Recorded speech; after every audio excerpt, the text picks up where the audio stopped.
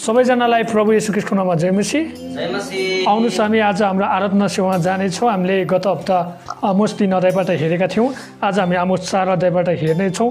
त्योभन्दा अगाडि तपाईँहरूले आमोस 4 अध्याय पुरै 1 देखि लिएर 13 पदसम्म पुरै पढिदिनु हुन म तपाईँलाई अनुरोध गर्न चाहन्छु।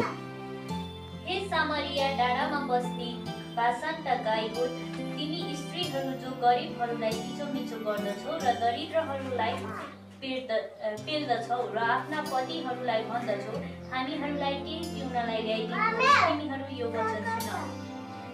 परमप्रभु परमेश्वरले आफ्नो पवित्रताद्वारा यो शपथ खानु भएको छ, हेर समय निश्चित नै आउनेछ जब तिमीहरूलाई अङ्कुशेले र तिनीहरूका बाँकी रहेकाहरूलाई बल्छीले समातेर लगिनेछन्। तिनीहरू हरेकजना पठारका धाँधाहरूबाट बीचबाट भएर सोझै जानेछौ र तिनीहरू हर्मोनतिर फ्याँकिनेछौ। परमप्रभु भन्नुहुन्छ, बेथेलमा गएर पाप गर, गिलगालमा गएर अझ धेरै पाप गर। बिहान पछि तिनीहरूका बलि ल्याऊ र प्रत्येक तेस्रो वर्षमा आफ्नो दशंशा ल्याऊ। खमीर हालेको रोटी, धन्यवाद बलि चढाओ र स्वेच्छा बलिका लागि भाग लगाउँदै हिँड। तिनको कारणले घमण्ड गर, किनकि तिमी इस्राएली हौ, तिमीहरूलाई त्यसो गर्न मन गर्छ। परमप्रभु परमेश्वर भन्नुहुन्छ, मैले हरेक सहरहरूमा तिमीहरूलाई रित्तो पेट र हरेक नगरमा रोटीको अभाव पारिदिए तापनि तिमीहरू मतिर फर्केर आएका छैनौ। परमप्रभु भन्नुहुन्छ, कटनी गर्ने समय अझै अरू 3 महिना बाँकी रहँदै मैले तिमीहरूबाट वर्षा रोके। मैले एउटा नगरमा वर्षाको पानी पठाइदिए तर अर्को पठाइन। एउटा खेतमा पानी पर्यो, अर्कोमा केही पनि परेन र त्यो सुक्यो। मानिसहरू नगर नगर हुँदो पानीको लागि धर्मरिँदै हिँडे तर पिउनलाई यथेष्ट पाएनन्, तापनि तिनीहरू मतिर फर्केका छैनौ। परमप्रभु भन्नुहुन्छ, मैले धेरैपल्ट तिनीहरूका बगैँचा र तिनीहरूका दागबारीमा रोग र ढुसीद्वारा प्रहार गरे। तिनीहरूका नेभारा र भद्राक्षका रुखहरूलाई सलाहहरूले सफा पारे तापनि तिनीहरू मतिर फर्केका छैनौ। परमप्रभु भन्नुहुन्छ, मैले तिमीहरूका बीचमा मिश्र देशलाई गरेझै रूढीहरू पठाए। मैले तिनीहरूका जवान मानिसहरूलाई तिनीहरूले पक्रेर ल्याएका घोडाहरू समेत तरवारले मारे र तिनीहरूका छाउनीको दुर्गन्ध तिनीहरूका नाकसम्मै भरिदिए तापनि तिनीहरू मसित फर्केका छैनौ। परमप्रभु भन्नुहुन्छ, मैले तिनीहरूमध्ये कतिजनालाई एदोम र गमोरालाई जस्तै गरी ध्वंस पारिदिए। तिनीहरू जलिरहेको आगोमा झिकेझै अपुल्टो जस्तै थियो, तापनि तिनीहरू मसित फर्केका छैनौ। परमप्रभु भन्नुहुन्छ, यसकारण हे इस्राएली हो, म तिमीहरूलाई यसो भन्दछु, म यसो गर्न लागेको कारणले हे इस्राएली हो, तिमीहरूका परमेश्वरसित भेट गर्न तिमीहरू तयार हो। जसले पर्वतहरूको आकार बनाउँछ, बतास सृजना गर्छ, मानिसहरूलाई आफ्नो विचार प्रकट गर्छ, प्रभातलाई अँध्यारो पार्छ र पृथ्वीका अग्ला अग्ला ठाउँहरूलाई हेर्न सर्वशक्तिमान परमप्रभु परमेश्वरले उहाँको नाउँ हो। हुन्छ, धन्यवाद। हामी आमोस 4 अध्यायमा आएका छौँ। यहाँ हामी एउटी महिलाको बारेमा हेर्छौँ जसलाई चाहिँ ए साह्रो मनपर्छ भन्ने बारेमा हामी हेर्न लाग्दैछौँ। यहाँ आमोस 4 अध्यायको 1 देखि लिएर हामीले 13 पदसम्म हेर्छौँ भने यहाँ एउटी महिलालाई जसलाई ए साह्रो मनपर्छ भन्दछ। परमेश्वरले यहाँ एउटा महिलाको बारेमा के गर्नुभएको छ, उहाँले वर्णन गर्नुभएको छ। अनि त्यो महिलाले परमेश्वरलाई चाहिँ के गरे भन्ने बारेमा हामी थाहा गर्न सक्छौँ। 4 अध्यायको पदले भन्दछ, हे सामरिया डाँडामा बस्ने बासनका गाई हो, तिमी स्त्रीहरू जो गरिबहरूलाई थिचोमिचो गर्दछौ र दरिद्रहरूलाई पेल्दछौ र आफ्ना पतिहरूलाई भन्दछौ, हामीहरूलाई के पिउनलाई ल्याइदिनुहोस्, तिमीहरू यो वचन सुन। अब परमेश्वरले यहाँनिर यस्तै एउटी महिलालाई भन्दै हुन्छ जसलाई चाहिँ परमेश्वरको वचन चाहिँ सुन्नुपर्छ भनेर भन्दछ। अनि प्रियहरू, आज परमेश्वरले तपाईँ र मलाई पनि भन्दै हुनुहुन्छ कि यो एउटी महिलालाई मात्र होइन, अब तिमीहरूले पनि यो वचन सुन्नुपर्छ। जसले के गर्दछ त यहाँनिर थिचोमिचो गर्ने काम गर्छौ, दरिद्रलाई पेल्ने काम गर्छौ, आफ्ना पतिहरूलाई भन्छौ हामीहरूलाई केही पिउनलाई ल्याइदिनुहोस्। हेर्नुहोस् त, यस्ता महिलाहरूलाई र साथसाथै आजका मानिसहरूलाई परमेश्वरले भन्दै हुनुहुन्छ जो यस्तै चरित्रवान छन् भने, जसको चालचलन यस्तै छ भने परमेश्वरले आज भन्दै हुनुहुन्छ कि वचन सुन भनेर उहाँले भन्नुहुन्छ है। हामीले हेर्छौँ भने इजरायल 2 भागमा विभाजित भइसकेका थिए। सलोमनको छोरा यरोबमले के गरे त राज्यलाई 2 टुक्रा पारिदिए भन्ने कुरा हामी थाहा गर्न सक्छौँ। एउटा उत्तरी राज्य र अर्को दक्षिणी राज्य। यो उत्तरी राज्य सामरियाको कुरा गर्दछ, जहाँनिर मूर्ति पूजा सुरु भइसकेका थिए मेरा प्रियहरू, जहाँनिर पापका कुराहरू सुरु भइसकेका थिए, जहाँनिर विभाजनको कुरा सुरु भइसकेका थिए, जहाँनिर अग्निहोमको कुरा सुरु भइसकेका थिए, जहाँनिर वेश्यागमनको सुरु भइसकेका थिए, जहाँनिर व्यभिचारको कुरा सुरु भइसकेका थिए, जहाँनिर आफ्ना छोराछोरीलाई अरू देवी देवताको नाउँमा आगोमा हाल्ने कुराहरू भइसकेका थिए। यो सबै परमेश्वरको विरुद्धमा ठुलो डरलाग्दो पाप थियो र परमेश्वरले ती पापीहरूलाई, ती डरलाग्दा पाप गर्नेलाई आज चेतवनी दिने हुनुहुन्छ र भन्नुहुन्छ तिमीहरू पनि एउटी महिला जस्तै, जसलाई चाहिँ यस आराम मनपर्छ, जसलाई चाहिँ व्यभिचार मनपर्छ, जसलाई चाहिँ नचाहिने कुरा मनपर्छ, जसलाई चाहिँ आफ्नो चरित्र नै बिगार्न मनपर्छ भनेर परमेश्वरले भन्नुहुन्छ। आज परमेश्वरले इजरायली राष्ट्रले एउटा चित्र कोरेनुहुन्छ, एउटा के गर्ने हुन्छ उहाँले, एउटा महिला जसले यस आराम मन पराउँछ, तिमीहरू पनि त्यस्तै छौ भन्ने चित्र यहाँ गर्नुभएको छ। र परमेश्वरले आज तपाईँ र मलाई पनि यही भन्ने हुनुहुन्छ कि तपाईँ र म पनि त्यस्ता यस आराम मन पराउँछौँ र परमेश्वरलाई हामीले लतारेका छौँ, परमेश्वरलाई हामीले फालेर पठाएका छौँ र परमेश्वरको कुरा सुन्दैन भने तपाईँ र मलाई परमेश्वरले यहाँनिर डरलाग्दो कुरा भन्दै हुनुहुन्छ है। उहाँ भन्नुहुन्छ एक पदमा, हे सामरिया डाँडामा बस्ने बासनका गाई हो, तिमी स्त्रीहरू जो गरिबहरूलाई थिचोमिचो गर्दछौ र दरिद्रहरूलाई पेल्दछौ र आफ्ना पतिहरूलाई भन्दछौ हामीहरूलाई केही पिउनलाई ल्याइदिनुहोस्, तिमीहरू यो वचन सुन। हे सामरिया डाँडामा बस्ने बासनका गाई हो भन्छ, बासनको गाई हो भन्दछ। हेर्नुहोस् त, यो बासनको गाई हो भन्नाले के हो त? पद 1 धेरैलाई बासनको गाईको बारेमा थाहा थियो, त्यहाँ गाईहरू ठुला थिए। भजन सङ्ग्रह 22 को 12 पद पढिदिनुहोस्, जहाँनिर हामी यो गाईको बारेमा थाहा गर्न सक्छौँ।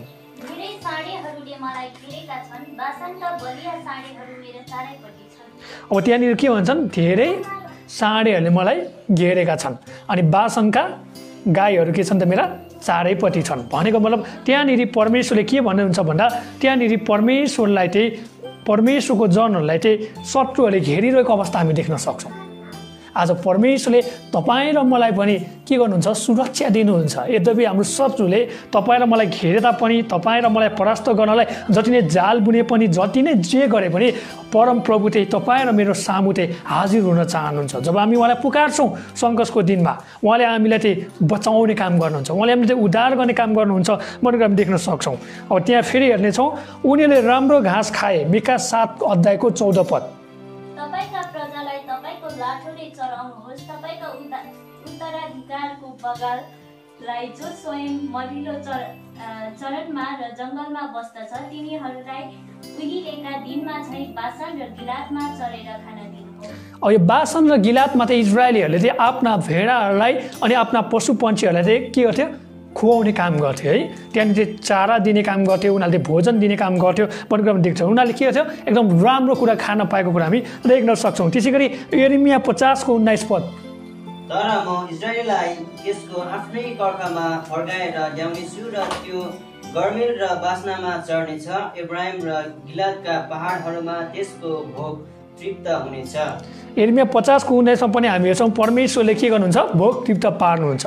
आज तपाईँ र म पनि भोकाएका छौँ भने, तपाईँ र मलाई पनि खान मन लाग्छ भने हामीले साबिक खाना खाए चाहिँ परमेश्वरको आत्मिक वचन पनि खानुपर्छ भनेर हामी यहाँ देख्न सक्छौँ। र परमेश्वरले यी महिलालाई, यी स्त्रीलाई अनि यी राष्ट्रलाई परमेश्वरले के भन्दै हुनुहुन्छ, अब तिमीहरूले परमेश्वरको वचन खाने समय आएको छ, परमेश्वरको वचन सुन्ने समय आएको छ। तिमीहरूले खाँदैनौ, तिमीहरूले चपाउँदैनौ, तिमीहरूले निल्दैनौ, तिमीहरूले उकाल्दैनौ र अरूलाई पनि कुरा भन्दैनौ भने अब तिमीहरूको विरुद्ध चाहिँ मैले वचन चाहिँ अगमबानी गर्नु परेको छ आमोस अगमवक्ताद्वारा भनेर परमेश्वरले भन्दै हुनुहुन्छ। यहाँ भन्दछ, अनि यहाँनिर के भन्दछ त, तिमी स्त्रीहरू जो गरिबहरूलाई थिचोमिचो गर्छौ। यहाँनिर यस्ता स्त्रीहरू छन् जसले के गर्छ, गरिबलाई थिचोमिचो गर्दछौ भन्छ। यहाँनिर स्त्री भनेको हामी के गर्छौँ, इजरायल राष्ट्रलाई पनि देख्न सक्छौँ है। कतिचोटि हामी हेर्छौँ भने यो पुलिङ्ग के अरे माफ गर्नु होला, स्त्रीलिङ्गले प्राय के बताउँछ त, यसले राष्ट्रलाई पनि प्रतिनिधित्व गरेको हामी देख्न सक्छौँ। अनि यसले एउटा राष्ट्रको पनि प्रतिनिधित्व गरेका थियो, जुन राष्ट्रले गरिबहरूलाई थिचोमिचो गर्दै थियो, दरिद्रहरूलाई पेल्दै थियो र ती राष्ट्रका मानिसहरूले त्यहाँका आफ्ना होइन हामी हेर्छौँ भने जुन नारीहरूले आफ्नो श्रीमानलाई के गर्दथ्यो, त्यहाँनिर ढाकमध्येहरू ल्याइदिनुहोस्, नचाहिने कामहरू गरिदिनुहोस् भन्ने कार्यको लागि एकदम उत्साह र हौसला दिएको हामी देख्न सक्छौँ। तपाईँ र मैले यस्तो काम गरेका छौँ भने आजदेखि त्यागौँ प्रियहरू, होइन भने तपाईँ र मेरो न्याय पनि एकदम डरलाग्दो अति भयानक जस्तो सदम र गोमराको जस्तो हुनसक्छ भनेर हामी देख्न सक्छौँ। सदम र गोमरामा उत्पत्ति 19 मा हामी हेर्छौँ भने परमेश्वरले स्वर्गबाट आगो खसाल्नु भयो कि भएन, खसाल्नु भयो र नष्ट पार्नु भयो कि भएन। नष्ट पार्नु भयो। आज परमेश्वरले तपाईँ र मलाई आगो खसाल्न चाहनुहुन्न, आज तपाईँ र मलाई नष्ट गर्न चाहनुहुन्न भने तपाईँ र मैले यो कामहरू गर्न छोड्नुपर्छ। आज तपाईँ र मैले गरेका छौँ भने यस्ता कामहरू छोडौँ, जुन यहाँ भन्दछ थिचोमिचो गर्ने काम छोडौँ, दरिद्रलाई पेल्ने काम छोडौँ र नचाहिने कामको पछि नलागौँ र दागमध्येको पछि, दुर्व्यसनको पछि, लागु औषधको पछि, नचाहिने कुराको पछि नलागौँ भनेर परमेश्वरले आज तपाईँ र मलाई यहाँबाट भन्दै हुनुहुन्छ भन्ने कुरा हामीले बुझ्नुपर्छ। यहाँ भन्दछ उनीहरू सम्भवतः इस्राएलका सबभन्दा राम्रा गाईहरू थिए। आमोसले यी गाईहरूलाई धनी महिलाहरूसँग तुलना गर्छन्, यो अपमान हो। यी महिलाले गरिब मानिसहरूलाई वास्ता गरेनन्, साथै उनीको घरमा धेरै शक्ति थियो। पहिलो तिमोथी 3:11 पद पढिदिनुहोस्। पहिलो तिमोथी 3:11 पद। स्त्रीहरू पनि यही बमोजिम गम्भीर, अर्काको बदखाइ नगर्ने र सबै कुरामा स्वयं र विश्वासयोग्य हुनुपर्छ। पहिलो तिमोथी 3:11 पदले भन्छ स्त्रीहरू पनि बदखाइ नगर्ने, कुरा नकाट्ने, अरूको बारेमा चियो चर्चा नगर्ने भन्दछ। अनि अर्को कुरा आत्मा संयमी हुनुपर्छ। आफैले के बोल्ने नबोल्ने पहिला त्यो कुरालाई के हुन्छ नियन्त्रण गर्नुपर्छ। त्योभन्दा अगाडि परमेश्वरको वचनले चाहिँ भरिनुपर्छ, परमेश्वरको वचन चाहिँ जान्नुपर्छ, परमेश्वरको वचनलाई चाहिँ आफ्नो हृदयमा राख्नुपर्छ। अनि पवित्र आत्माको शक्तिमा चाहिँ परमेश्वरको वचन चाहिँ बोल्ने र सिक्ने र सिकाउने गर्नुपर्छ भन्ने कुरा हामी देख्न सक्छौँ है। अनि यहाँनिर परमेश्वरले त्यो स्त्रीहरूले यस्तो नराम्रो काम गर्नुभन्दा त परमेश्वरको वचन सुन्नुपर्छ, परमेश्वरको वचनलाई हृदयमा राख्नुपर्छ, परमेश्वरको वचनलाई अरूको सामु घोषणा गर्नुपर्छ र चुप लागेर सिकेर अरूलाई के गर्नुपर्छ त सिकाउनुपर्छ भन्ने कुरालाई यसले भन्दछ। आज तपाईँ र मैले हाम्रा दिदीबहिनी आमा जतिजना हुनुहुन्छ उहाँलाई सिकाउनु पर्ने कुरा यही नै हो। परमेश्वरको वचन सुन, ध्यान दिएर सुन, चुप लागेर सिक र परमेश्वरको वचन अनुसार बदखाइ नगर भनेर भन्न पर्ने कुराहरू हामी यहाँ देख्न सक्छौँ। यहाँ हेरौँ यसले के भन्दछ, यहाँनिर यी महिलाहरूले गरिब मानिसहरूलाई वास्ता गरेनन्। आज महिलाहरूले विशेष गरी गरिब मानिसहरूलाई के हुन्छ वास्ता गर्नुपर्छ, हो किन भन्छ त। जुन हाम्रो गायिका अन्जु पन्त दिदीले अहिलेको समयमा खुवाउँदै हुनुहुन्छ एकदम असल कार्य हो है। त्यो कुराबाट परमेश्वरको महिमा भएको कुरा हामी देख्न सक्छौँ। आज तपाईँ र मैले पनि खान नपाएका मानिसहरूलाई, विशेष गरी जो स्त्रीहरू हुन्छ, जो महिलाहरू हुन्छ, उहाँले अझ दया देखाउँदै, उहाँले अझ कोमल हुँदै, कृपा हुँदै, अनुग्रह गर्दै खान नपाएका मानिसहरूलाई खाना दिन्छौँ भने त्यो एकदम आशिषको कुरा हो भन्ने कुरा हामी यहाँ देख्न सक्छौँ। यहाँ अर्को कुरा हेर्नेछौँ, यसले के भन्दछ, तिनीहरू जिम्मेवार थिएनन् रे। अनि महिलाहरू चाहिँ जिम्मेवार थिएनन्। आज परमेश्वरले जति नै महिलाहरूलाई बनाउनु भएको छ उहाँले चाहिँ एउटा जिम्मेवारी दिनुभएको छ, एउटा मण्डली सम्हाल्नको निम्ति, एउटा परिवार सम्हाल्नको निम्ति, एउटा परमेश्वरको सेवकाईलाई साथ दिनको निम्ति उहाँले जिम्मेवारी दिनुभएको छ। त्यो जिम्मेवारी गर्न चाहिँ तपाईँ स्त्रीहरूले गर्नुपर्छ भन्ने कुरा हामी यहाँ देख्न सक्छौँ। अनि परमेश्वरले यहाँ ती स्त्रीहरूलाई चेतवनी दिने हुन्थ्यो कि जसले चाहिँ के गरेका थिए, नराम्रा कुराहरू गरेका थिए, नराम्राका पछि लागेका थिए, परमेश्वरको वचनलाई बिर्सी पठाएका थिए, ती स्त्रीहरूलाई परमेश्वरले चेतवनी दिने हुनुहुन्छ भन्ने कुरा हामी थाहा गर्नुपर्छ। 2 पदमा हेरौँ, परमप्रभु परमेश्वरले आफ्नो पवित्रद्वारा यो शपथ खानुभएको छ, हेर समय निश्चय नै आउनेछ जब तिमीहरूले अङ्कुशेले र तिमीका बाँकी रहेकालाई बल्छीले समातेर लगिनेछन्। अब परमेश्वरले यहाँनिर के कुरा गरेर हुन्छ थाहा छ, यहाँनिर येशू प्रभुले अहिलेको समयमा हामी हेर्छौँ भने उठै लाने विषयमा कुरा गर्दै हुनुहुन्छ। बुझ्नुभयो? त्यो बेलाको समयमा हामी हेर्छौँ भने येशू ख्रीष्टको आगमनको प्रतिद्वन्दित कुरा गर्दै हुन्थ्यो यो समयमा। 2 पदमा हामी हेर्छौँ भने परमप्रभु परमेश्वरले आफ्नो पवित्रताद्वारा यो शपथ खानुभएको छ, हेर समय निश्चय नै आउनेछ जब तिमीहरूलाई अङ्कुशेले र तिमीको बाँकी रहेकालाई बल्छीले समातेर लगिनेछन्। कोही कैदमा जानेछन्, कोही परमेश्वरको राज्यमा जानेछन् भन्ने कुरालाई यसले बताउँछ है। कोहीलाई शत्रुले त्यहाँनिर के जाल हान्ने काम गर्छ भने कोहीलाई परमेश्वरले के गर्छ उठाइ लाने कुरालाई यसले सम्बोधन गरेको कुराहरू हामी देख्न सक्छौँ। यो एउटा प्रतिज्ञा गर्नुभएको छ, इजरायलहरू पक्का हुन सक्छन् कि परमेश्वरले कदम चाल्नु हुनेछ, शत्रुले इजरायललाई नष्ट पार्नेछ र मानिसहरूलाई कैदी बनाउनेछ, शत्रु धेरै क्रुद्ध हुनेछ, तिनीहरूले हुकहरू प्रयोग गर्नेछन्, ती व्यक्तिले नाक वा ओठहरू मार्फत ती हुकहरू लगाउनेछन्। एउटा हुक बेन्ता धातुको एउटा टुक्रा हो। व्यक्तिहरू माछा समात्न वा चिजहरू राख्नको लागि हुकहरू प्रयोग गर्छन् होइन। बल्छी भने थाहा छ नि तपाईँलाई, बल्छी के को लागि प्रयोग गर्छ त, माछा मार्न प्रयोग गर्छ, गर न गर्छ नि। त्यहाँ एउटा टाँगोमा त्यहाँनिर के गर्छन् त होइन, त्यहाँनिर एउटा त्यहाँनिर के अरे माछाको लागि पासो थाप्छन्, घनौला हुनसक्छ, जे पनि हुनसक्छ। अनि टाँगोले फुट्टा हानेर माथि तान्छ तानेन, तान्छ नि, त्यसपछि त्यो माछा पासोमा परेको परेन, पासोमा पऱ्यो नि। हो त्यस्तै कुराहरू हामी यहाँ देख्न सक्छौँ। अनि यहाँ भन्दछ व्यक्तिहरू माछा समात्न वा चिजहरू राख्नको लागि हुकहरू प्रयोग गर्छन् तब शत्रुले डोरीमा डोरी बाँध्नेछ र ती पशुहरूलाई जस्तै इजरायलहरूलाई पनि तान्नेछ। हेर्नुहोस् त यहाँनिर के कुराले बताउँछ 70 वर्षको निर्वासनलाई नि यसले देखाउँछ, 400 वर्षको दासत्वलाई पनि यसले देखाउँछ र साथसाथै अहिलेको समयको अब उठाइ लाने कुरालाई पनि यसले देखाउँछ। हो कि होइन भन्नुहोस् त। अब तपाईँ र मैले तयारी हुनुपर्छ भन्ने कुरा हामी देख्न सक्छौँ। अनि परमेश्वरले यो राष्ट्र इजरायललाई अनि त्यो उत्तरको राज्यको ती महिलालाई भनेको थियो कि तिमीको कारणले गर्दा परमेश्वरको वचन थियो अब यहाँबाट जान लागेको छ, तिमीको कारणले गर्दा परमेश्वर त्यो यहाँबाट टाढिन लागेको छ। तिमीहरू नै जिम्मेवार व्यक्ति हो, तिमीहरूले नै आफ्नो श्रीमानलाई पनि के गर्नुपर्छ, उकास्नुपर्छ, परमेश्वरको वचनमा बालबालिकालाई पनि उकास्नुपर्छ र आफू पनि तिमीहरू के हुनुपर्छ, उत्साहित हुनुपर्छ ताकि तिमीहरू पनि कैदमा नपरेको होस्, तिमीहरूलाई पनि शत्रुहरूले परास्त नगरेको होस् भनेर परमेश्वरले यहाँ भन्नुहुन्छ भन्ने कुरा हामी देख्न सक्छौँ। र यहाँ भन्दछ त्यो समय के हुनेछ अरे, निश्चय आउनेछ, पहिलो कुरा। अनि दोस्रो कुरा के हुनेछ, अङ्कुशेले र बल्छीले समातेर लगिनेछन्। अङ्कुशेले भनेको त्यहाँनिर के गर्छ त, अङ्कुश पारेपछि हामी च्याप्छौँ कि च्याप्दैन, च्याप्छ नि। बल्छी भनेपछि पासो पार्ने हो, किन भन्नुहोस् त, एउटा च्याप्ने काम गर्ने, अर्को पासो पार्ने काम गर्ने। यहाँनिर हामी देख्न सक्छौँ परमेश्वरले यो काम गर्नुहुन्छ भनेर भन्नु भएन। अन्त 70 वर्ष त्यहाँनिर कैदमा भयो र प्रतिज्ञा पुरा भयो भनेर हामी देख्न सक्छौँ। र अर्को कुरा हामी यसले हेर्छौँ भने अहिलेको समयमा हेर्छौँ भने परमेश्वरले आफ्ना मानिसहरूलाई अङ्कुशे पार्न चाहनुहुन्छ र उठाइ लान चाहनुहुन्छ।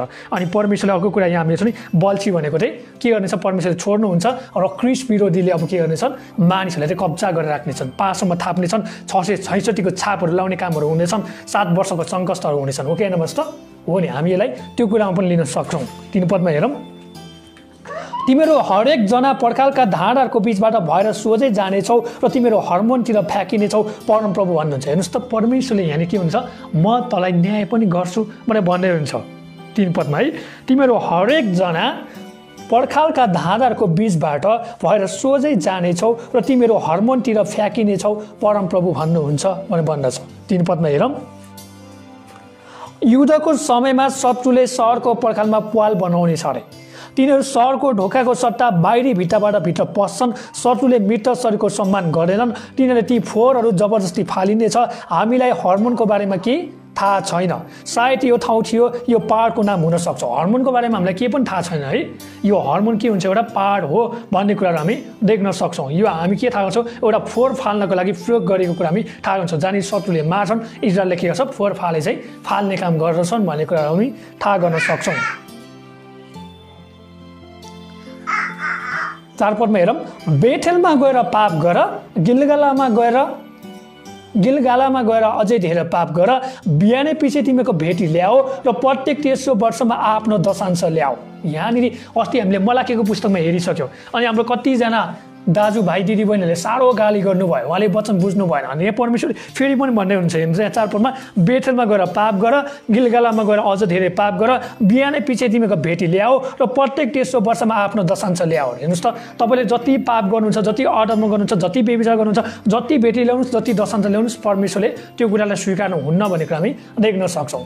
अनि कतिले यो कुरालाई विरोध गरेको थियो, भेटी र दशांशलाई हामीले पैसाको रूपमा हेर्दा मानिसले के भन्थ्यो, यो भेटी र दशांश पैसाको रूपमा होइन भन्दछ। त्यो बेलाको समयमा एउटा अन्नको कुरा थियो भने अहिलेको समयमा हामीसँग अन्न प्रशस्त मात्रामा हुन सक्दैन।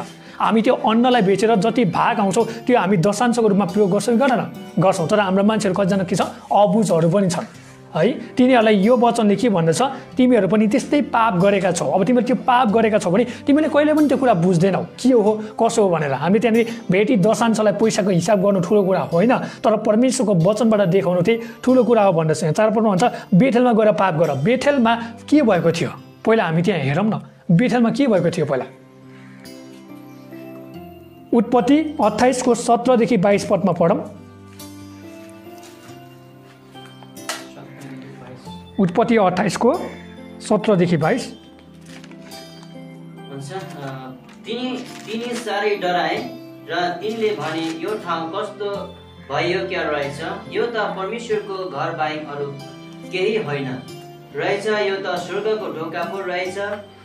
याकुब बिहान सबैले उठेर आफूले सिरान बनाएको ढुङ्गा लिएर खाँबो जस्तै गरी खडा गरेर त्यसको टुप्पोमा तेल खनाए। तिनले त्यस ठाउँको नाउँ बेथल राखे। पहिले त्यस ठाउँको नाउँ लुज थियो, तब याकुबले यसो भने भाकल गरे, यति परमेश्वर मेरो साथमा रहनुभयो, मेरो यात्रामा मलाई रक्षा गर्नुभयो, मलाई खानलाई रोटी र उनलाई लाउनलाई वस्त्र दिनुभयो, अनि म सकुशलपूर्वक फेरि मेरा बुबाको घरमा आउन पायो भने परमप्रभु नै मेरा परमेश्वर हुने रहेछ र मैले खाँको बनाएको यो ढुङ्गा चाहिँ परमेश्वरको घर हुनेछ र तपाईँले मलाई दिनुभए जति सबैको दशंसा म तपाईँलाई अवश्य चढाउनेछु। हुन्छ, धन्यवाद। हामी उत्पत्ति 28 को 17 देखि लिएर 22 सम्म हेर्छौँ भने याकुब योभन्दा अगाडि कन्याको खोजीमा गएका थिए अनि याकुबले त्यहाँनिर एउटा सपना देख्यो जहाँनिर कुस्ती गरेको कुरा हामी देख्न सक्छौँ है। अनि याकुबले यहाँनिर के भन्नुहुन्छ, साँच्चै नै तपाईँले मैले मागेको कुरा दिनुभयो भने, मैले खोजेको कन्या दिनुभयो भने म के गर्नेछु, यो ठाउँलाई नामकरण गर्नेछु। अनि याकुबले त्यहाँनिर बेथेल भनेर नामकरण गरे।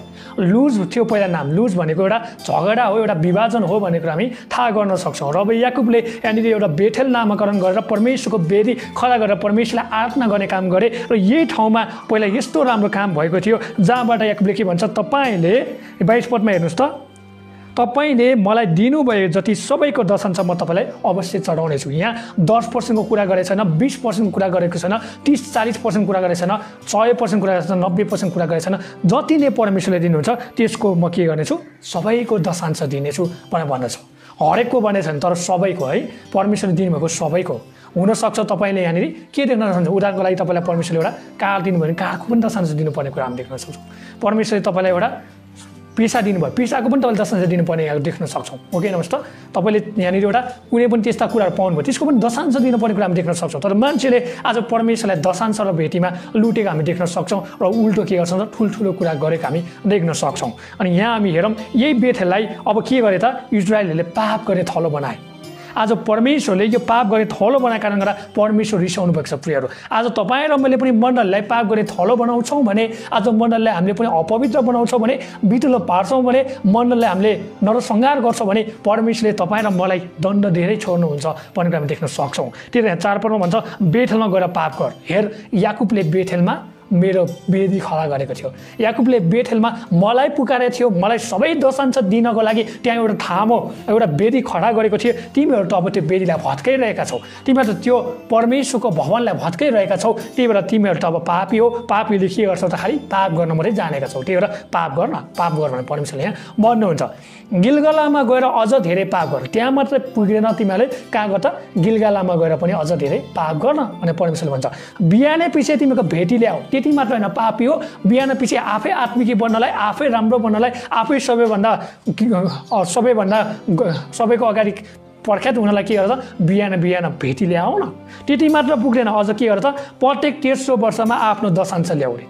प्रत्येक 300 वर्षमा के गर्छ, आफ्नो दशांश ल्याउ न। तिमीहरूको पापीले भेटिदिए पनि, तिमीहरू पापीले मलाई दशांश दिए पनि म चाहिँ ग्रहण गर्दिनँ भनेर यहाँनिर परमेश्वरले भन्नुभएको कुरा हामी देख्न सक्छौँ। आज परमेश्वरले तपाईँ र मलाई भन्नुहुन्छ, पाप नगर, धेरै पाप नगर र बिहानै पछि पाप गर्दै भेटी पनि नल्याऊ र तिमीहरूको दशांश पनि मलाई चाहिँदैन भनेर भन्नुहुन्छ। हामीले हेरिसकेका छौँ, हामीले पाप नगरिकन, हामीले अल्छी नगरिकन, हामीले कसैलाई नलुटिकन भेटी र दशांश परमेश्वरको मण्डलमा ल्याएर दिन्छौँ भने परमेश्वरले ग्रहण गर्नुहुन्छ र त्यो भेटीद्वारा परमेश्वरले आफ्नो राज्य सुरुवात गर्नुहुन्छ भन्ने कुरा हामीले मलाकीको पुस्तकमा हामी बाइबल अध्ययनमा थाहा गरिसकेका छौँ।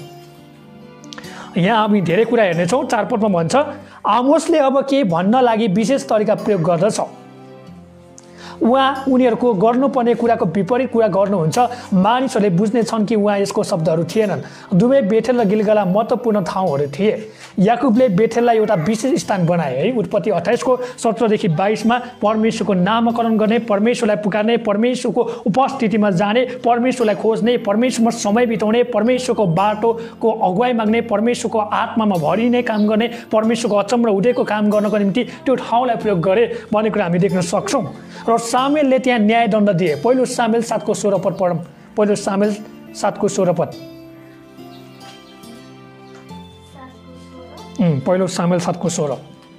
तिनले प्रति वर्ष बेथेल, गिलगाल र मिप्पाको फेरो मारेर ती सबै ठाउँहरूमा न्याय गर्थे। पहिलो सामुएल 7 को 16 मा त्यहाँनिर के गरे, याकुबले परमेश्वरको वेदी खडा गर्ने काम गरे। सामुएलको पुस्तकमा हामी हेर्छौँ भने त्यहाँनिर के भयो त, अब दण्ड दिन, न्याय गर्नको निम्ति, इन्साफ गर्नको निम्ति प्रयोग भयो भनेर हामी देख्न सक्छौँ। अनि परमेश्वरले यस्तो कुरामा पाप गरेको कहिले पनि मन पराउनुहुन्न। अनि मण्डली भनेको एउटा के हो त, पाप गर्ने थलो होइन। मण्डली भनेको परमेश्वरको आराधना गर्ने थलो हो र मण्डली भनेको आफ्नै विश्वासी मानिसहरूकोमा पनि के गर्नुपर्छ, इन्साफ गर्नुपर्छ, हो कि भन्नुहोस् त। मण्डलीभित्र भएको कुरालाई हामीलाई इन्साफ गर भनेर परमेश्वरको वचनले भन्नुभएको छ। बाहिर नलगिजा, बाहिर नबन, तर मण्डलीभित्रको कुरालाई के गर त, सुल्झाउने काम गर, हो कि भन्नुहोस् त। मत्ती 18 मा आएर हेर्छौँ भने हामी देख्छौँ कि देख्दैनौँ है, हामी मत्ती 18 मा पहिलोचोटि त्यहाँनिर मण्डली नामकरण गरेको छ। अनि मत्ती 18 को बिचमा होइन, त्यहाँनिर भन्नुभएको छ तिमीहरूको आफ्नो कुरा मिल्यो भने म तिमीहरूको बिचमा उपस्थितिमा हुनेछु र म करार बाँच्छु भनेर परमेश्वरले भन्नुहुन्छ। त्यही भएर एउटा मण्डली भनेको के हो, परमेश्वरको पवित्रताको घोषणा गर्ने ठाउँ हो। मण्डली भनेको परमेश्वरको पाप गर्ने ठाउँ होइन, मण्डली भनेको एउटा इन्साफ गर्ने ठाउँ पनि हो भन्ने कुरा हामी थाहा गर्न सक्छौँ। यहाँ हेरौँ अब के भन्दैछ यहाँनिर, गिलगलामा साउल राजा भयो अरे। पहिलो सामुएल 11 अध्यायमा थाहा गर्न सक्नुहुन्छ है, नपढौँ समय छैन। पहिलो राजा, माफ गर्नु होला, पहिलो सामुएल 11 अध्यायमा साउल राजा भए भन्छ गिलगाल भन्ने ठाउँमा। ती इस्राएलीहरूले ठिक प्रकारले आराधना गरेनन् रे, आराधना ठिक प्रकारले गरेनन्। त्यही भएर परमेश्वरले के भन्नु, अझै पाप गर भनेर कराउनु भयो भनेर हामी देख्न सक्छौँ। तिनीहरू बलिहरू बनाए अनि तिनीहरूले मन्दिरमा पैसा ल्याए अरे। हेर्नुहोस् त, तिनीहरूले बलिहरू बनाए अरे अनि तिनीहरूले मन्दिरमा पैसा ल्याए। तर यदि तिनीहरूले अधिक बलिहरू र पैसा ल्याए भने यो पर्याप्त हुने छैन।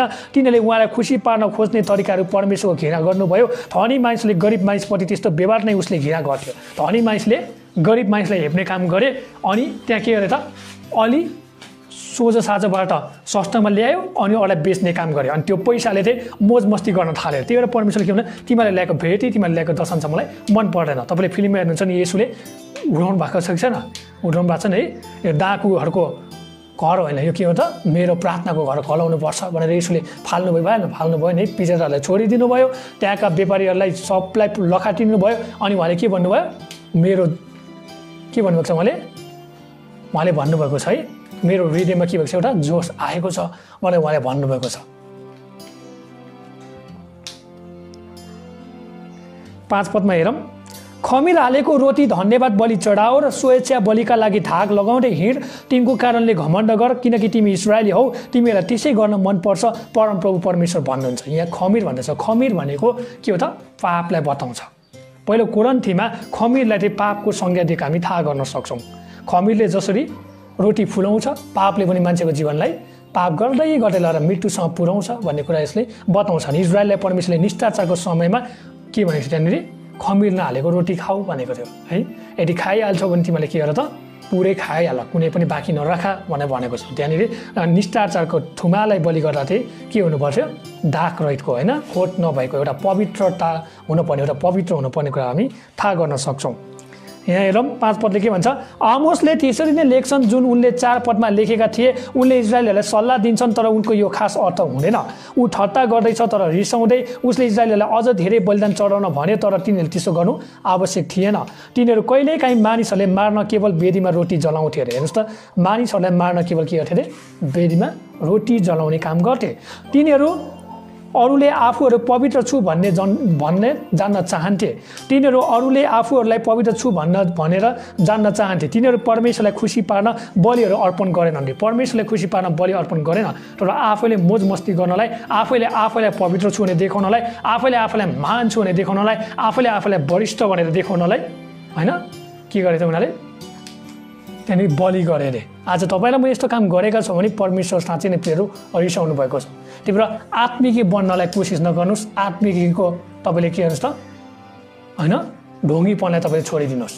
मान्छेले सिकाउँछ नि, अन्य भाषा बोल्यो भने चाहिँ मान्छे आत्मिकी हुन्छ, अन्य भाषा बोल्यो भने चाहिँ मान्छेले के हुन्छ त, स्वर्गसँग पुग्छन् भन्छ नि। त्यो सबै के हुन्छ, आत्मिकी एउटा ढोङ हो भन्ने कुरा हामीले बुझ्नुपर्छ। तपाईँले बोल्नुपर्छ, परमेश्वरको वचनमा रहेर बोल्नुपर्छ, परमेश्वरको वचन अनुसार अर्थ खोल्नुपर्छ र परमेश्वरको वचन अनुसार नै त्यो आफ्नो जीवनमा पनि प्रयोग गर्नुपर्छ। अनि त्यसलाई चाहिँ के भन्छ, परमेश्वरले स्याबास भन्नुहुन्छ। तर आत्मिकी ढोङ हालेर तपाईँले अरूको अगाडि शास्त्री र फरिसी र सदुकी जस्तो व्यवहार गर्नुहुन्छ नि, परमेश्वरले तपाईँको पनि न्याय गर्नुहुन्छ भन्ने कुरा हामी थाहा गर्न सक्छौँ।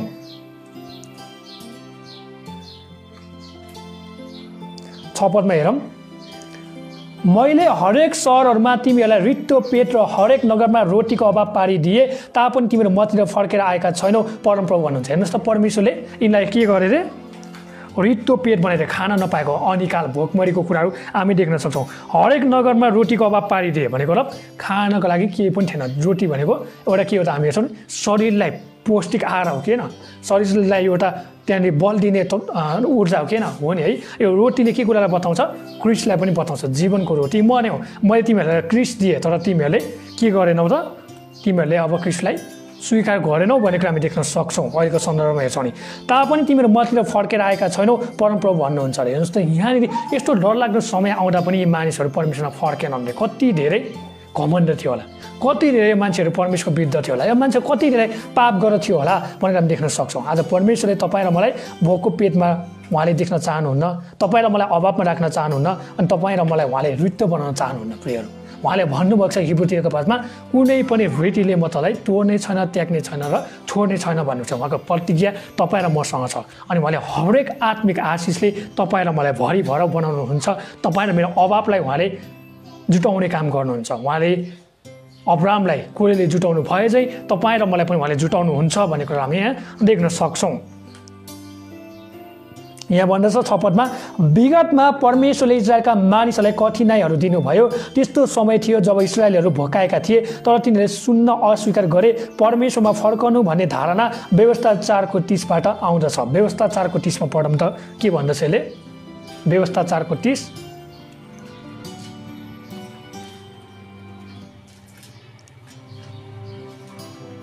व्यवस्था 4को 30,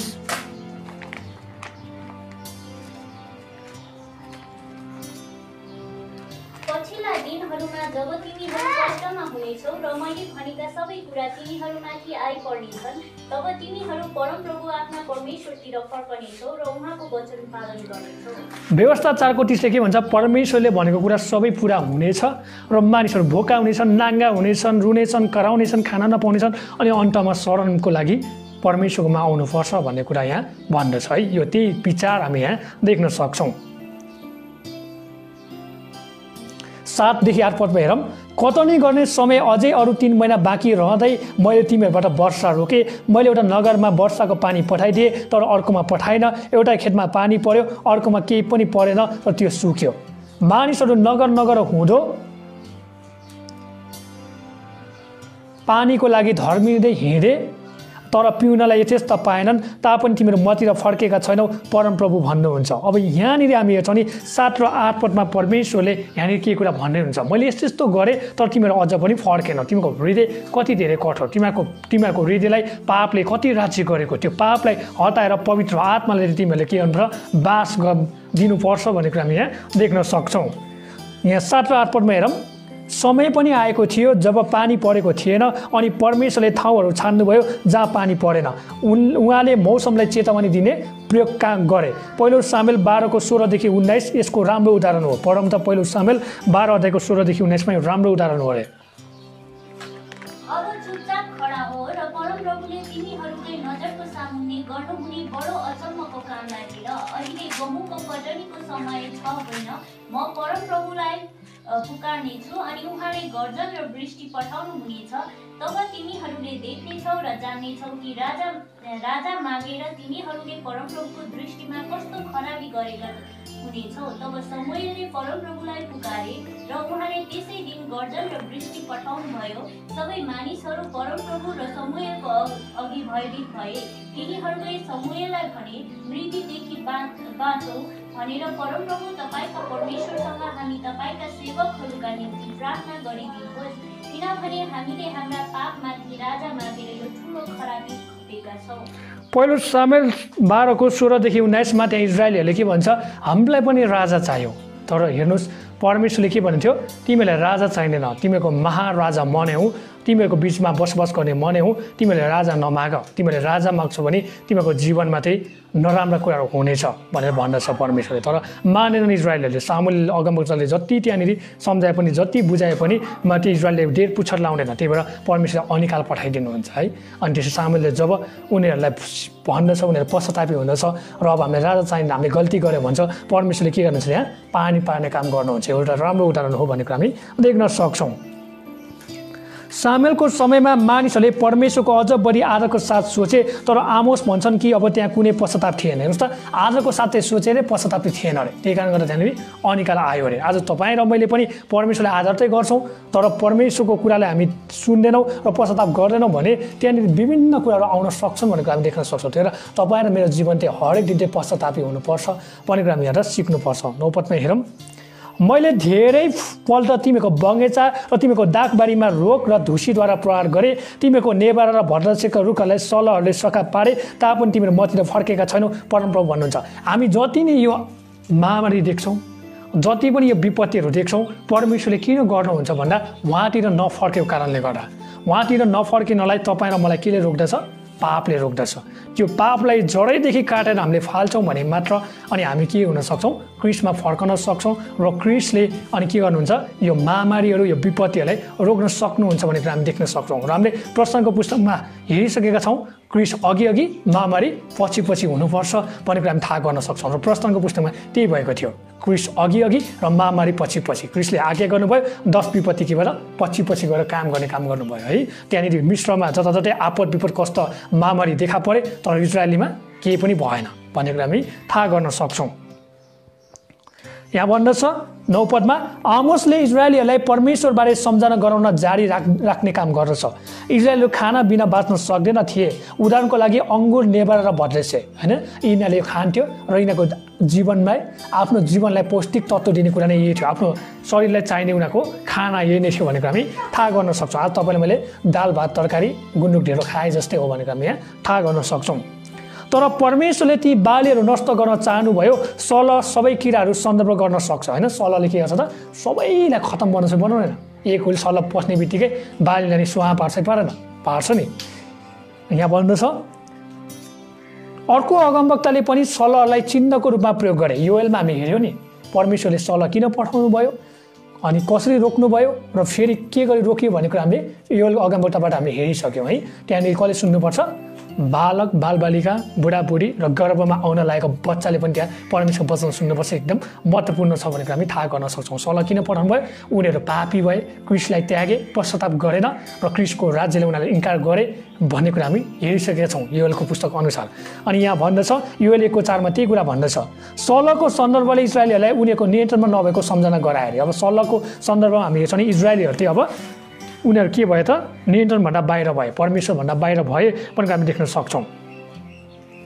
10 पदमा हेरौँ, मैले तिमीहरूको बीचमा मिश्र देशलाई गरे चाहिँ रूढीहरू पठाएँ। मैले तिमीहरूको जवान मानिसलाई तिमीले पक्रेर ल्याएका घोडाहरू समेत तरबारले मारे र तिमीहरूको छाउनीको दुर्गन्ध तिमीहरूको नाकैसम्म भरिदिए, तापनि तिमीहरू मतिर फर्केका छैनौ, परमप्रभु भन्नुहुन्छ। हेर्नुहोस् त, क्रिस्टले तपाईँ र मलाई कति धेरै प्रेम गर्नुहुन्छ। क्रिस्टले तपाईँ र मलाई कति धेरै डाहा गर्ने काम गर्नुहुन्छ। क्रिस्टले तपाईँ र मलाई कति धेरै बोलाउँदै हुनुहुन्छ। उहाँले विभिन्न काम गर्नुभयो, तर इजरायलहरू आउने कामै गरेन। हेर्नुहोस् है, आज संसारको ईश्वरले, देवी देवताले तपाईँ र मलाई यति धेरै प्रेम गरेन। मेरा प्रियहरू, तपाईँ र मलाई उहाँले यति धेरै प्रेम गर्नुहुन्छ। तपाईँ र मलाई उहाँले यति धेरै वास्ता गर्नुहुन्छ। उहाँले आफैलाई के गर्नुभयो? कल्भरीको क्रुसमा टाङ्ने काम गर्नुभयो। आज येशूले मेरो छोरा, मेरो छोरीले पापबाट फर्क भनेर के गर्नुभयो अरे? सल पठाउने काम गर्नुभयो। 10 विपत्तिहरू पठाउने काम गर्नुभयो। मान्छेहरूलाई मार्ने काम गर्नुभयो, त्यहाँ शत्रुहरूलाई मार्ने काम गर्नुभयो। अनि इजरायलको त्यो घमण्डी मानिसहरूलाई पनि चकनाचुर पार्ने काम गर्नुभयो र उहाँले सबै कुरा देखाउनु भयो। तर मान्छेहरू के भयो त? अनज्ञाकारी भइ नै रहे। मानिसहरू पापी नै भए, मानिसहरू अधर्मी नै भए र क्रिस्टको मन, क्रिस्टको त्यो हृदय कति धेरै रोइरहेको थियो होला। तपाईँले प्रकाशको पुस्तकमा हेर्नुहुन्छ नि, 40 किलोग्राम असिना फस्दा पनि, पहाडहरू त्यहाँनिर चकनाचुर हुँदा पनि, एकैचोटि भुइँचालो आएर 10,000 मानिस मर्दा पनि मानिसहरूले अझ सराप्ने छन्। परमेश्वरले त्यहाँनिर सूर्यबाट लगभग 100-150 त्यहाँनिर के हुन्छ डिग्रीहरूबाट प्रहार गर्नुहुन्छ। अझ पनि मानिसले के भन्छ? परमेश्वरले गरेको भन्दैनन्, तर के छ? परमेश्वरलाई उल्टो सराप्ने काम गर्छन्। प्रकाशको पुस्तकमा हामी हेर्छौँ, त्यहाँ त्यस्ता पुस्ताहरू पनि छन्, त्यहाँनिर त्यस्ता मानिसहरू हुन्छन् जसले परमेश्वरलाई रात दिन सराप्ने छन्। त्यो त मरिहाले, उनी त्यसले के गरे? हामीले पोलेर, हामीले डढाएर, हामीले कालो बनाएर त्यो घामले के गरेको भनेर मान्छेले कराउँछन्। किन यत्रो 40 किलोग्राम असिनाले हालेको? किन यत्रो भुइँचालो पठाएर मान्छे मारेको भनेर मान्छेले सराप्छन्। तर परमेश्वरलाई स्वीकार गर्न चाहँदैनन्, पश्चातापी हुन चाहँदैनन् भनेर हामी देख्न सक्छौँ। यो सुरुदेखि नै भएको थियो र यो अन्तसम्म पनि हुनेछ। आज कति मानिसहरू त्यस्तो अवस्थामा छ र परमेश्वरले भन्नुहुन्छ अझ फर्क, हुनसक्छ यो महामारी यो विपत्ति पनि परमेश्वरले काम गर्दै हुनुहुन्छ कि उहाँले भन्नुहुन्छ कि अझ फर्क मेरो घरमा, अझ समय छ, मण्डली उठाइ लानलाई मैले केही समय राखिरहेको छु, मैले अझ तिमीलाई कुरिरहेको छु, यस्ता कुराहरू देखिरहेको छु, ममा फर्क ममा फर्क ममा फर्क भनेर उहाँले भन्दै हुनुहुन्छ, हो कि भन्नुहोस् त। उहाँले भन्नुभएको छ भने म तेरा पापलाई सम्झने छैन, म तेरा पापलाई कहिले पनि स्मरण गर्ने छैन, फर्केर आइज मेरो घरमा, म तँलाई के गर्नेछु, अँगालो मार्नेछु, म तिमीहरूलाई बल दिनेछु, म तिमीहरूलाई के गर्नेछु त जवान चिल जस्तै जोस दिनेछु, उत्साह दिनेछु, थकितहरूलाई बल दिनेछु भने परमेश्वरले भन्नुभएको छैन छ नि। त्यही परमेश्वरले यहाँनिर त्यो कुरा गर्नुभएको हामी देख्न सक्छौँ। आमोसले इजरायलीहरूलाई उनीहरूको मिश्रको समयको सम्झना गराउँछ 10 पद अनुसार है। तब परमेश्वरले रोगहरू पठाउनु भयो। प्रस्थान 7 को 14 देखि लिएर 12 अध्यायको 30 पदसम्म हामी हेर्छौँ नि, यहाँ 10 वटा विपत्तिको कुरा गर्दछ। हामीसँग समय छैन 10 वटा विपत्तिको कुरा यहाँ गर्दछ। उहाँले युद्ध पनि ल्याउनु भयो। तपाईका सिपाहीहरू कडा र स्वस्थ नभएसम्म युद्ध निराश हुन्छ, अन्यथा दुश्मन जहिले पनि जित्नेछ। परमेश्वरले इजरायलीहरूलाई चेतावनी दिन युद्धहरू प्रयोग गर्नुभयो। व्यवस्था 28 को 49 देखि 57 एकचोटि पढौँ त, यो छोटो खण्ड छ, हामी पढिहाल्नेछौँ। व्यवस्था 28 अध्यायको 49 देखि 57 पद।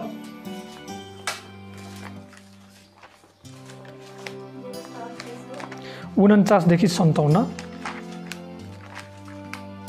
परमप्रभुले टाढाबाट पृथ्वीको पल्लो छेउदेखि भेगसित गरुडले तल झम्किएझै तिनीहरूले नबुझ्ने भाषा बोल्ने एउटा जाति तिनीहरूका विरुद्ध ल्याउनु हुनेछ, एउटा कठोर रूप भएको जाति जसले वृद्धहरूको आदर गर्ने छैन र बालकहरूमाथि दया पनि देखाउने छैन। अनि तिनीहरूले तिनीहरूका गाई वस्तुका बाछा बाछी र भेडा बाख्राका पाठापाठी र तिनीहरूको जमिनमा फसल तिनीहरू नष्ट हुने गरी खाइदिनेछन्। तिनीहरू खतम हुने गरी अन्न, नयाँ दाखमल, तेल, गाई वस्तुका बाछा बाछी र भेडा बाख्राका पाठापाठीहरू केही छोड्ने छैनन्। तिनीहरूका सबै सहरमा उनीहरूले घेरा लगाउनेछन् अनि तिनीहरूले भरोसा राखेका देशभरिका अग्ला पर्खालहरू उनीहरूले भत्काउनेछन्। परमप्रभु तिनीहरूका परमेश्वरले दिन लाग्नुभएका सारा देशभरि उनीहरूले सहर सहरमा तिनीहरूलाई घेरा लाउनेछन्। घेरामा परेको समय तिनीहरूका शत्रुहरूले दिने कष्टले गर्दा परमप्रभु तिनीहरूका परमेश्वरले तिनीहरूमा भएका सन्तान आफ्नै छोराछोरीको मासु पनि तिनीहरूले खानेछौ।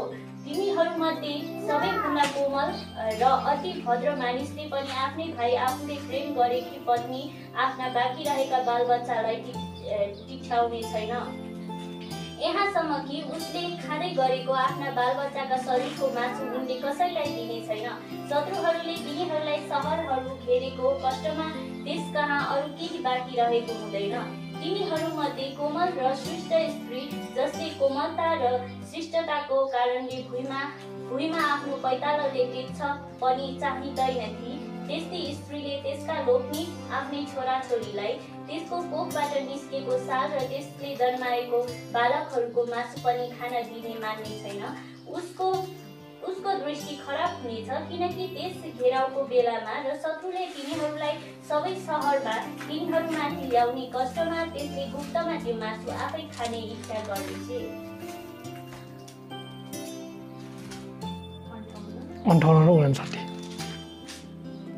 यदि परमप्रभु तिमीहरूका परमेश्वरको गौरवमय भई योग्य नाउँको डर मानेनौ र तिमीहरूले यस पुस्तकमा लेखिएका व्यवस्थाका सबै वचनहरू होशियार साथ पालन गरेनौ भने परमप्रभुले तिमीहरू र तिमीहरूका बालबच्चामाथि डरलाग्दो असहाय रहिरहने कष्टहरू र चाँडो निको नहुने भयानक रोगहरू ल्याउनुहुनेछ।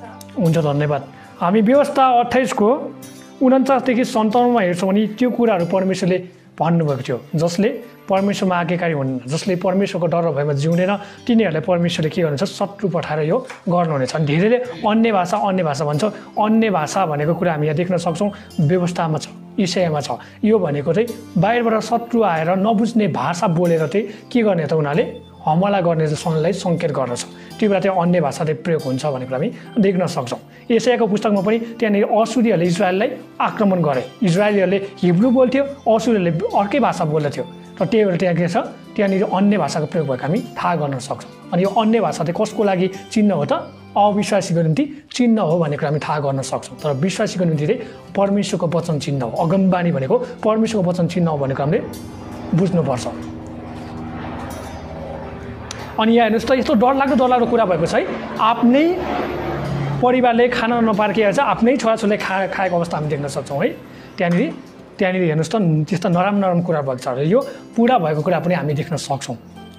इजरायलको इतिहासमा यो पुरा भएको कुरा हामी देख्न सक्छौँ।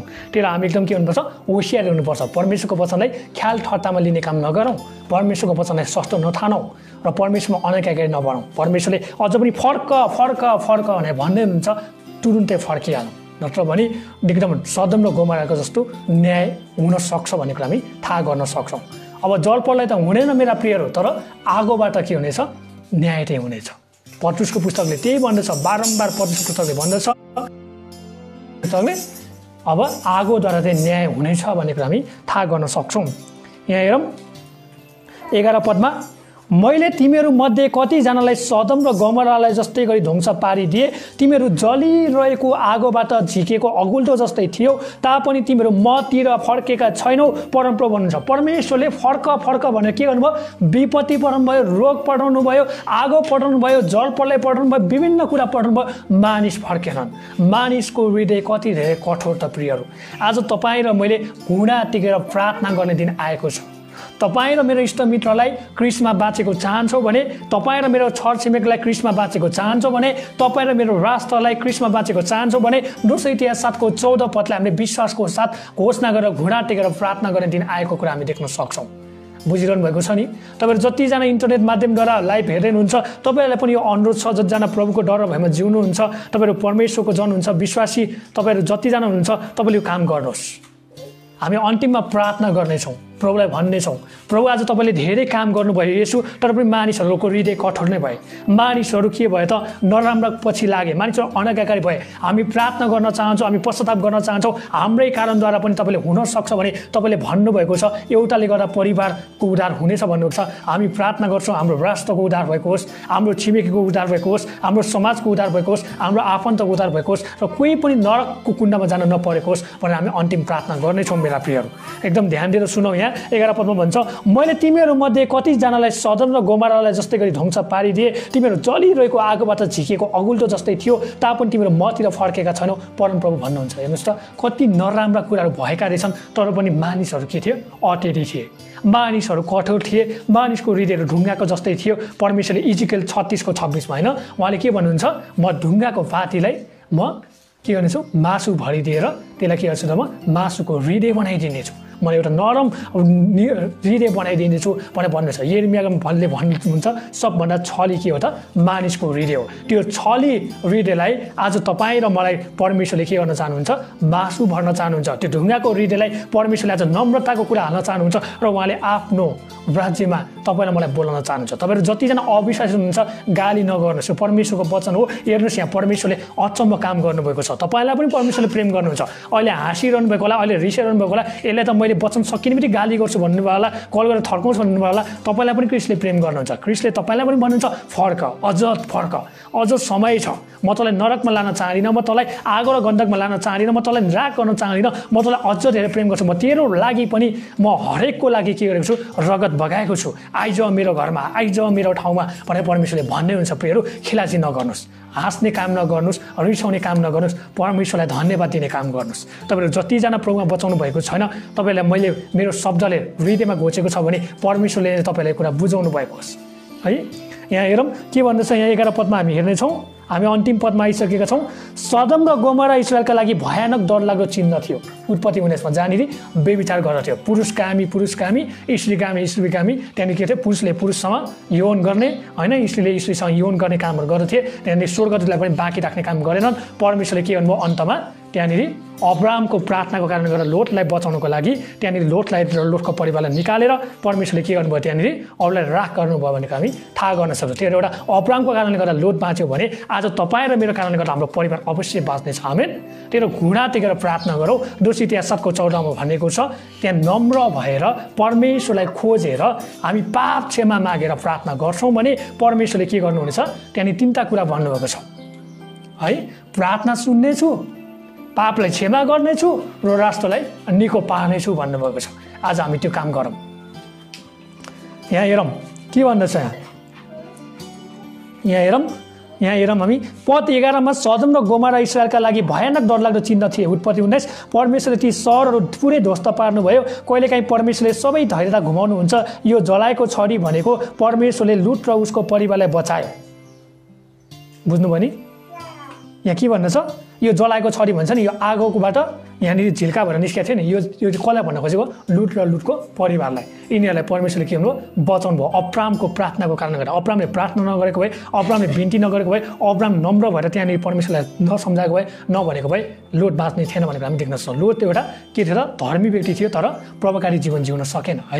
लोटले एउटा गवाएर साक्षी जीवन जिउन सकेन। अनि लोट एउटा बचाएको थियो तर के थियो? उसको हातमा हराएको कुरा हामी थाहा गर्न सक्छौँ। बचाएको जीवन तर व्यर्थको जीवन भनेको हामी थाहा गर्न सक्छौँ। आज तपाईँ मेरो जीवन बचाएको नि होस्, व्यर्थ पनि नभएको होस्, तर मूल्यवानको जीवन भएको होस् भन्ने कुरा हामी चाहनुपर्छ। यहाँ भन्दछ तर यो केवल परमेश्वरको अनुग्रहको कारणले हो। परमेश्वरको अनुग्रहको कारणले गर्दा के भयो त? यहाँ लोट र लोटका परिवार बाँचे भन्दछ। योसुको पुस्तकमा त्यहाँनिर के हेर्छौँ त हामी? कुन सहरले? यो सहर होइन हामी हेर्छौँ भने योसुको पुस्तकमा पनि त्यहाँनिर परमेश्वरले के गर्नुभयो? त्यहाँनिर हामी हेर्छौँ नि, कुन सहरले परमेश्वरले त्यहाँनिर एउटा सहरलाई नष्ट गर्न लाग्छ नि? एरियो है, एरियो। अङ्ग्रेजीमा जेरिको भन्छ, नेपालीमा यसलाई के भन्छ त? एरियो सहर नष्ट पार्दाखेरि परमेश्वरले राहाब वेश्यालाई बचाउनु भयो भएन? बचाउनु भयो। त्यो पनि क्रिस्टको एउटा अनुग्रह थियो भन्ने कुरा हामी थाहा गर्न सक्छौँ। हामी अगाडि बढौँ 12 पदमा। यसकारण हे इजरायली हो, म तिमीहरूलाई यसो गर्नेछु। म यसो गर्न लागेको कारणले हे इजरायली हो, तिमीको परमेश्वरसित भेट गर्न तिमी तयार हो। आज इजरायलले मात्रै होइन, यो पद हामीलाई पनि हेरौँ। यसकारण हे होइन, हामी यसलाई हेरौँ। यसकारण हे सम्पूर्ण विश्वासी हो, म तिमीहरूलाई यसो गर्नेछु। म यसो गर्न लागेको कारणले हे सम्पूर्ण विश्वासी हो, तिमीको परमेश्वरसित भेट गर्न तिमी तयार हो। अब तपाईँ र म पनि परमेश्वरलाई भेट गर्न के हुनु पऱ्यो? तयार हुनु पऱ्यो। परमेश्वरले इजरायललाई त्यसलाई भेट गर्न तयार हो भन्ने हुन्थ्यो। जो जति तयार हुनुहुन्छ परमेश्वरले बचाउनुहुन्छ। जो जति तपाईँहरू तयारी हुनुभएको छैन, तपाईँहरू तालटुल गरेर हुन्छ, ढिलो गरेर हुन्छ, पछि गएर म गरौँला, पछि म त्यो सबै मरेपछि यसुलाई पाउँला भनेर तपाईँ मक्ख परेर घमण्ड साथ फुलेर बस्नुभएको छ भने तपाईँ चाहिँ बिल्कुल के हुनुहुन्छ? नाश हुनेछ भन्ने कुरा हामी देख्न सक्छौँ। यहाँ परमेश्वरले के भन्छ 12 पदमा? इजरायलीहरू परमेश्वरलाई भेट्नको लागि तयार हुनुपर्छ। इजरायली मात्र होइन, आज तपाईँ र म पनि क्रिस्टलाई भेट्न तयारी हुनुपर्छ। परमेश्वर आफ्ना करारप्रति वफादार हुनुहुन्छ तर उहाँसँग कुनै धैर्यता छैन। उहाँले विगतमा आफ्नो रिस देखाउँदछ तर अब उहाँले आफ्नो रिसको अधिकता देखाउनेछ। वास्तवमा उहाँको क्रोधको कुनै सीमा छैन। हेर्नुहोस् त, परमेश्वरको क्रोधको सीमा छँदै छैन अरे। तर कसले हामीलाई थामिरहनु भएको छ? अहिले क्रिस्टको अनुग्रहले हामीलाई थामिरहनु भएको छ। त्यही भएर क्रिस्टको अनुग्रहलाई तपाईँले मैले खिलाची नगरौँ, क्रिस्टको अनुग्रहलाई हामीले जथाभावी प्रचार नगरौँ, क्रिस्टको अनुग्रहमा धेरैलाई पाप गर्न सिकाएर पापी नबनाऊ। त्यहाँनिर पुजारी, जसले अनुग्रहको पुजारी पावलले पनि के भन्छ? पाप गर्छौ भने तिमीको लागि पनि के छ? अवश्य सजाय छ होइन। अनुग्रह प्रशस्तमा छ भन्दै पाप गरेर धेरै नबस भनेर त्यहाँनिर भनेको छ। यहाँ हेरौँ अन्तिम पदमा, हेरौँ 14 पदमा, 13 पदमा हेरौँ। जसले पर्वतहरूको आकार बनाउँछ, बतास सिर्जना गर्छ, मानिसहरूले आफ्नो विचार प्रकट गर्छ, प्रभातलाई अँध्यारो पार्छ र पृथ्वीका अग्ला ठाउँमा हिँड्छ। सर्वशक्तिमान परमप्रभु परमेश्वर उहाँको नाउँ नै यो हो। हेर्नुहोस् त, परमेश्वरले के गर्नुभयो? बतासलाई सिर्जना गर्नुभयो, सृष्टि गर्नुभयो, आफ्नो विचारहरू भन्नुभयो। प्रभात भनेको सूर्यलाई उहाँले अँध्यारो पार्नुहुन्छ र पृथ्वीका अग्ला ठाउँहरूमा हिँड्नुहुन्छ। सर्वशक्तिमान परमप्रभु उहाँको नाउँ हो। अब यसले के भन्छ भन्दा यो गीत जस्तै छ तपाईँ र मेरो निम्ति। उहाँ सबै कुराको शासक हुनुहुन्छ, सबै प्रकारका शक्ति र परमेश्वर उहाँ मात्रै हुनुहुन्छ। सबै प्रकारका शक्ति र अनि यहाँनिर हामी छ नि एफिसी 6 को 12 मा त्यहाँनिर के भनेछ? त्यहाँनिर देवताहरू भनेछ। देवताहरू भन्दा पनि शक्तिहरू पनि महान चाहिँ परमेश्वर हुनुहुन्छ भन्न खोजेको है एफिसी 6 को 12 मा, नचुकिन होला। अनि हामी हेर्छौँ उहाँसँग विनाश गर्ने शक्ति छ र यसमा इजरायल पनि सामेल छ। उहाँले दिनलाई रातमा बदल्न सक्छ। विगतमा परमेश्वरले इजरायललाई आफ्नो ज्योति देखाउनु भएको छ तर अब इजरायलले परमेश्वर अन्धकार देख्नेछ। परमेश्वरले पहिला के गर्नुभयो? ज्योति देखाउनु भयो। अब इजरायलीहरू त्यहाँनिर अझ पनि पाप गर्छ भने परमेश्वरले के गर्नुहुनेछ? अब अन्धकार देखाउनुहुन्छ। आज तपाईँ र मैले पनि क्रिस्टको ज्योति देखेका छौँ। अब तपाईँ र मैले पनि पाप गर्छौँ भने हामीले के देख्नेछौँ? अवश्य उहाँको अन्धकार देख्नेछौँ, उहाँको क्रोध देख्नेछौँ, उहाँको न्याय देख्नेछौँ भन्ने कुरा हामी थाहा गर्न सक्छौँ। आउनुहोस् हामी एउटा कोरस गाउँ मलाई अगुवाई भयो है, तपाईँ प्रभु सब पृथ्वीका प्रभु हुनुहुन्छ भन्ने आउँछ भने हामी गाउँ र अन्तिममा अघि हामीले भने चाहिँ हामी पश्चातापको प्रार्थना गर्नेछौँ र आजको वचनलाई हामी नै अन्त गर्नेछौँ। आउँछ तपाईँलाई? ल आउँछ भने हामी गाइहालौँ, यसलाई हामी प्रार्थना साथ गाइहालौँ। पृथ्वी माथि प्रभु हुनुहुन्छ, सबै देवहरूभन्दा महान परमेश्वर। तपाईँ प्रभु पृथ्वी माथि प्रभु हुनुहुन्छ, सबै देवहरूभन्दा महान परमेश्वर। म उचाल्छु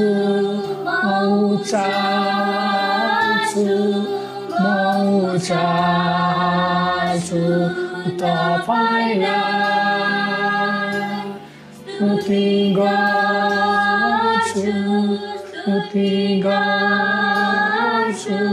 स्तुति गर्छु तपाईँलाई। तपाईँ प्रभु पृथ्वीमाथि प्रभु हुनुहुन्छ, सबै देवहरूभन्दा महान परमेश्वर। साँच्चै नै प्रभु येशू तपाईँ सबैभन्दा महान हुनुहुन्छ, तपाईँ सबैभन्दा उच्च हुनुहुन्छ, तपाईँ सबैभन्दा श्रेष्ठ हुनुहुन्छ। हामी तपाईँलाई धन्यवाद भन्छौँ। तपाईँले आज हामीलाई असल वचन देखाउनु भएको छ, हामीलाई अझ फर्क भन्नुभएको छ। हामी तपाईँमा धन्यवाद भन्छौँ। यसमा हामी तपाईँमा आउँदछौँ, हामी पश्चाताप गर्दछौँ प्रभु। तपाईँले विगतको दिनमा इजरायललाई धेरै प्रेम गर्नुभयो, धेरै वास्ता गर्नुभयो, धेरै फिक्री गर्नुभयो र त्यही भएर तपाईँले रोगहरू पठाउनु भयो, बिमारहरू पठाउनु भयो, तपाईँले धुसीहरू पठाउनु भयो, विपत्तिहरू पठाउनु भयो, महामारीहरू पठाउनु भयो, ताकि तपाईँले आफ्ना ती छोराछोरीलाई घुमाउन चाहनु भएन प्रभु। यी कुराहरू आज विश्वासीले पहिला बुझेको होस् र अविश्वासीले पनि बुझ्न जरुरत छ भन्ने कुरा जान्न सकेको होस् भन्ने तपाईँ येशूको नाममा प्रार्थना गर्छौँ प्रभु। हामी प्रार्थना गर्छौँ दोषी त्यहाँ 7:14 भने चाहिँ यदि मेरो आफ्नै नाउँ दिएको मेरो प्रजाले आफूलाई विनम्र बनाइकन, कोमल बनाइकन, नम्र बनाइकन आफैले प्रार्थना गर्छ, पाप क्षमा माग्छ भने म तिमीहरूको प्रार्थना सुन्नेछु, म तिमीहरूलाई पाप क्षमा गर्नेछु र तिमीहरूकैद्वारा तिमीहरूकैबाट म राष्ट्रलाई निको पार्नेछु भन्नुभएको छ प्रभु। हामी तपाईँलाई फेरि पनि प्रार्थना गर्न चाहन्छौँ। यदि हाम्रै कारणले गर्दा, यदि हाम्रै कुराले गर्दा तपाईँ रिसाउनु भएको छ, तपाईँ क्रोधित हुनुभएको छ र यो महामारी तपाईँबाट आएको हो भने, तपाईँको इच्छा र तपाईँको योजना छ र तपाईँले हाम्रो प्रार्थना सुन्न चाहनुहुन्छ भने तपाईँले आजकै दिनदेखि लिएर प्रभु तपाईँले यो महामारीलाई, कोरोना महामारीलाई रोक्न सक्नुहुन्छ भने हामी घोषणा गर्न चाहन्छौँ। हामी विश्वास गर्छौँ, हामी प्रार्थना गर्छौँ। तपाईँको इच्छा र योजना छ भने तपाईँले यसलाई रोकिदिनुहोस्। यदि तपाईँको इच्छा र योजना छैन र तपाईँले गर्नुभएको छैन भने पनि अझ तपाईँले भलाइ गर्ने काम गर्नुभएको होस् र यदि तपाईँको इच्छा र योजना छ भने जसले गरे पनि, जसले गराए पनि तपाईँले रोकिदिनुहोस्, ताकि तपाईँ के हुनुहुन्छ प्रभु, तपाईँ नियन्त्रणकर्ता हुनुहुन्छ, तपाईँ सबै कुराको सृष्टिकर्ता हुनुहुन्छ। तपाईँको हातमा सबै कुरा अधीनतामा छ प्रभु। रोग अधीनमा छ, भाइरस अधीनमा छ, कीटाणु अधीनमा छ, यो जैविक हात हतियार अधीनमा छ, यो संसार अधिकार अधीनमा छ, स्वर्ग तपाईँको अधीनमा छ प्रभु। हामी तपाईँलाई धन्यवाद भन्छौँ। हाम्रो क्यालभरी च्यापल बानियातार मण्डली अनि हाम्रो जति इसाई परिवार हुनुहुन्छ, जति हाम्रो इसाई मित्र हुनुहुन्छ, हामी सबै तपाईँमा पश्चाताप गर्न चाहन्छौँ। हामी प्रार्थना गर्छौँ हाम्रो छिमेकी बाँच्न सकेको होस्, हाम्रो वरिपरिका मानिसहरू बाँच्न सकेको होस्, हाम्रो घर परिवारहरू बाँच्न सकेको होस्, हाम्रो बुबा, हाम्रो दाजु, हाम्रा दिदीहरू, हाम्रो अङ्कल आन्टीहरू, हाम्रो भिनाजुहरू, हामी जति छन् उनीहरू बाँच्न सकोस्। जतिजनाले विरोध गर्दैछन् यस समयमा प्रभु, रिसाउँदैछन्, उहाँहरूको आत्मा बाँच्न सकेको होस् भन्ने तँलाई प्रार्थना गर्छौँ प्रभु। हामीले तपाईँलाई खोजिरहेका छौँ, हामी नम्र भएका छौँ, हामी तपाईँलाई यो कुरा आह्वान गर्दैछौँ। तपाईँको इच्छा र योजना छ भने हाम्रो घरको प्रत्येक मानिसले तपाईँको मुक्ति देख्न सकेको होस्, हाम्रो घरका सबै विरोधीले तपाईँ येशूको नाममा घुँडा टेक्न सकेको होस् र यो ठाउँबाट मण्डली बृहत रूपमा निस्किन सकेको होस् भन्ने तँलाई प्रार्थना गर्छौँ प्रभु। अनि हामी कुन ठाउँमा जान पर्ने हो, कुन ठाउँमा हामी बस्न पर्ने हो, त्यहाँ पनि हामी राज्य गर्न सकौँ र हजारौँ हजारौँ माझमा तपाईँलाई उचाल्न सकौँ भन्ने तँलाई प्रार्थना गर्छौँ प्रभु।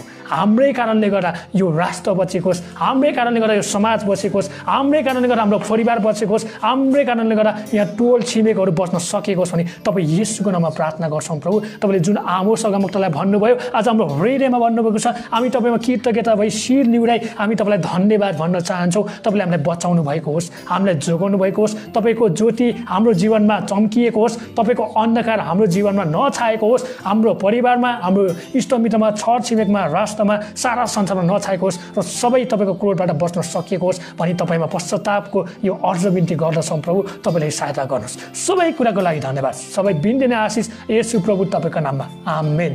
सबैलाई जय मसीह।